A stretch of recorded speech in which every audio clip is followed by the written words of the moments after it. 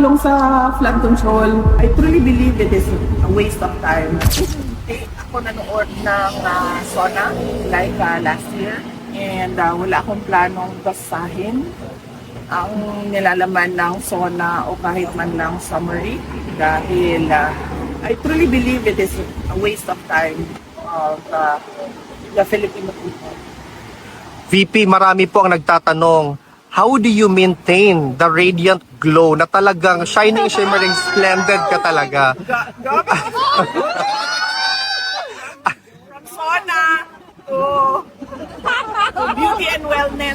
Akyat kundi. Kasi ma'am, ang dami nagtatanong ma'am, how do you keep such a radiant glow knowing na kabilat kanan yung atake sa iyo ma'am, may it be personal or political? Hindi ko lang alam ha, sandali lang. Gusto ko lang matanong kung hindi ba ganito ang glow ko noon, 2022? Ganito. Actually, mas ma'am, mas grabe. Yes. Grabe, Jude. Wala naman kasing difference sa akin simula nung 2022 hanggang ngayon. Siguro nadagdagan lang yung skincare kasi nga. Kasi ko ito, ma'am. Kasi nagkakaedad, di ba? Pag mahirap na pag 38 ka lang, tas nangmumukha kang 68.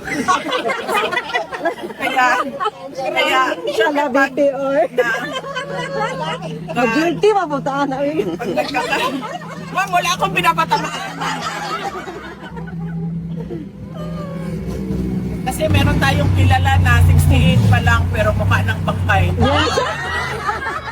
Kailan may ano, kailan mo.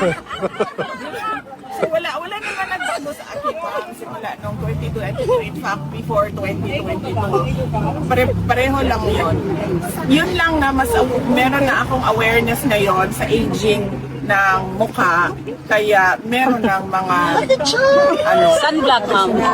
meron ng mga yung sinusulat ng dermatologist na skincare. Okay. VP, meron bang gustong ipahatid si former president sa mga Pilipino, ma'am, na alam niyo naman talaga, ma'am, we have been doing this for more than a year, but strong and steady pa din. In fact, ma'am, on Wednesday, we actually have a gathering prepared to echo the voice of Filipinos from all over the world. Yes. Meron tayong rally sa Wednesday, July 29 sa harap ng ICC. And this is a Free Duterte Now rally. And we will talk about the injustice that was done to President Rodrigo Duterte. Pinaalam ko ito kay President Duterte at sinabi ko sa kanya na I do not think this will help your case since from previous rallies napapansin namin na kinukuha ng ICC yung mga sinasabi natin at ginagawa nilang basihan sa kanilang mga desisyon. And then he said na bakit pa kayo mag-rally? What for? Sabi ko, para lang malabas namin yung galit namin. At marinig ng buong mundo yung galit ng mga Pilipino sa ginawa sa iyo. And then sabi niya, okay, bahala kayo kung yan ang gusto ninyo. But I warned him that it will not help his case and he said no. Okay, no. Kung ano yung gusto niyo. And you, ma'am, as our hope, the torchbearer for the light na makikita namin sa 2028, the future President of the Republic of the Philippines. Yes. What's your message to your supporters, ma'am, na talagang lalaban hanggang sa dulo para sa bayan? On that note, din, no, I am truly blessed kasi simula nung 2016 hanggang 2019, midterm elections ng presidency ni PRRD. Noong 2022, 2025, pinakita din yon ng mga tao yung kanilang suporta. Hanggang ngayon, nandyan pa rin yung pagtitiwala at suporta ng ating mga kababayan. In fact, hindi lang yung kanilang suporta, hindi lang siya na parang, oh, gusto ko siya, sinusuportahan ko siya.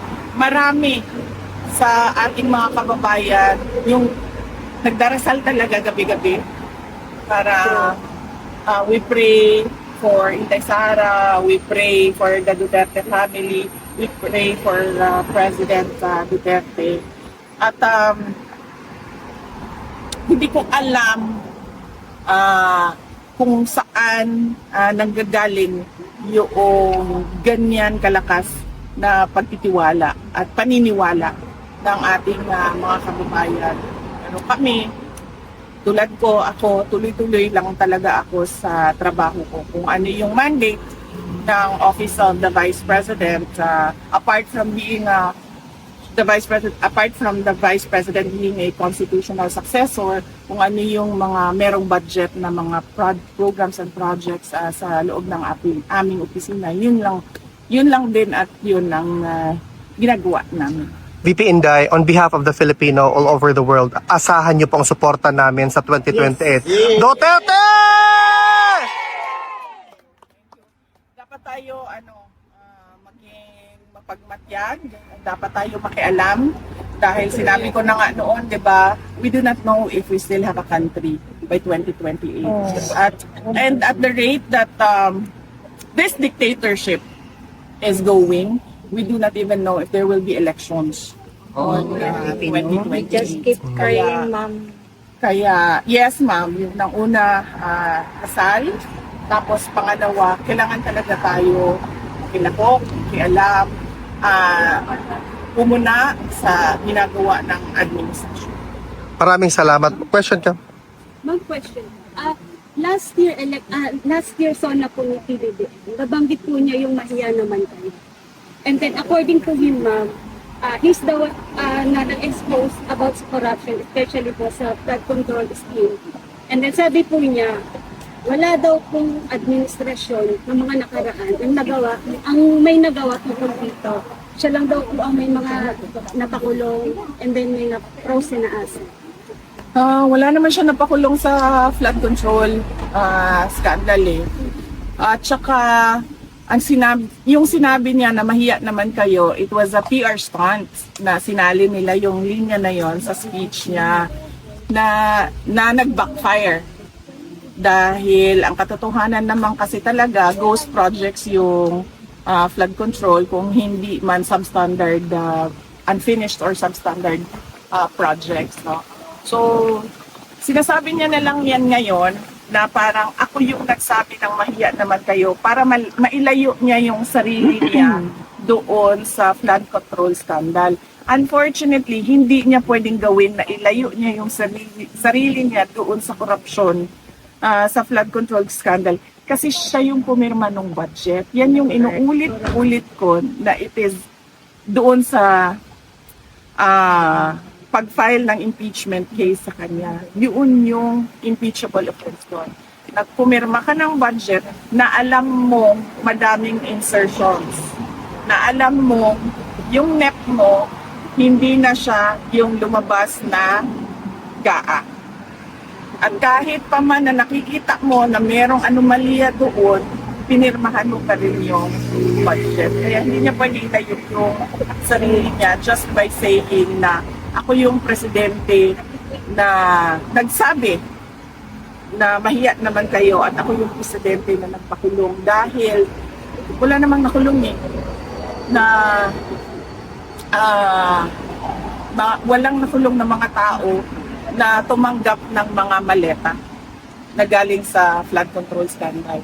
And ma'am, kanina sa SONA po niya, nabanggit po niya na malapit na daw or kakasuhan na daw po si Romualdez at may mga congressman na po na parang mag-serve na po na sila ng warrant po sa mga congressman na involved po sa flood control scandal. Di ba yan din yung sinabi niya last year bago mag-December may makukulong na. So meron bang nakulong? Wala. Bago mag-Christmas? Wala. So wag niyo na i-expect na makulong yang dating speaker o mga members ng House of Representatives. Huwag niyong balik na lang tayo sa 20 pesos ang bigas. Yes. Diba? O hindi, balik tayo sa akin. Sa akin na lang. Dalawa lang ang hiningi ko eh.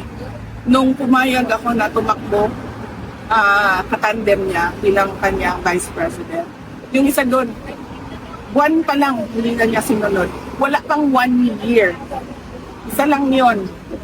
Related lang yon sa pakiusap ko sa kanya sa kailangan ko gawin gabi-gabi para sa aking mga anak kasi bata kayong mga anak ko. Wala siyang, hindi na tinupad. Sige, sabihin na natin, no, personal yan eh. Pwede naman hindi to pa rin yan, eh. Okay, fine. Doon tayo sa 20 ang bigas. Tinupad ba? Hindi. Hindi. May makukulong before Christmas. Tinupad ba? Hindi. Wala. So bakit pa kayo naniniwala at nanonood ng suna? Correct. Correct. Hindi na tayo. VP Inday, VP Inday, maraming salamat po, ma'am.